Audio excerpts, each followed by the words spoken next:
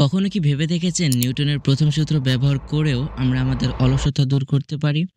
1 minute সময় দিন, আমি বুঝিয়ে দিচ্ছি। নিউটনের প্রথম সূত্র বলছে, যদি কোনো বস্তু স্থির থাকে তবে তা স্থিরই থাকবে, আর যদি একবার চলতে শুরু করে তবে তা চলতেই থাকবে যতক্ষণ না কোনো বাহ্যিক শক্তি তাকে থামায়।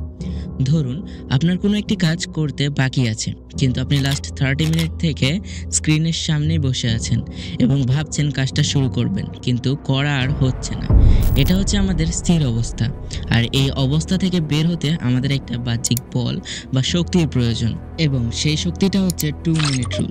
2 মিনিট রুল বলে, যদি কোনো কাজ মাত্র 2 মিনিটের মধ্যে করা যায় তাহলে সেটা সঙ্গে সঙ্গেই করুন, আর যদি কাজটি করতে 2 মিনিটের থেকে বেশি সময় লাগে তাহলে 2 মিনিট করব বলে কাজটি করতে বসে যান। এই ছোট্ট একটি প্রক্রিয়া আপনাকে একটা গতি এনে দেবে, যে গতিটা হয়তো বা পুরো কাজটি শেষ করতে আপনাকে সাহায্য করবে। যদি অলস হয়ে বসে থাকি তবে সেই অবস্থাতেই থাকবো, কিন্তু যদি একবার কোনো কাজ শুরু করি তাহলে কাজটি করতেই থাকবো। তাই এখন থেকেই ছোট্ট একটি কাজ শুরু করুন আর অলসতা দূর করে দিন। যদি ভিডিওটি ভালো লেগে থাকে তাহলে একটি লাইক দিন, আর নতুন কিছু জানার ইচ্ছা থাকলে সাবস্ক্রাইবও করতে পারেন।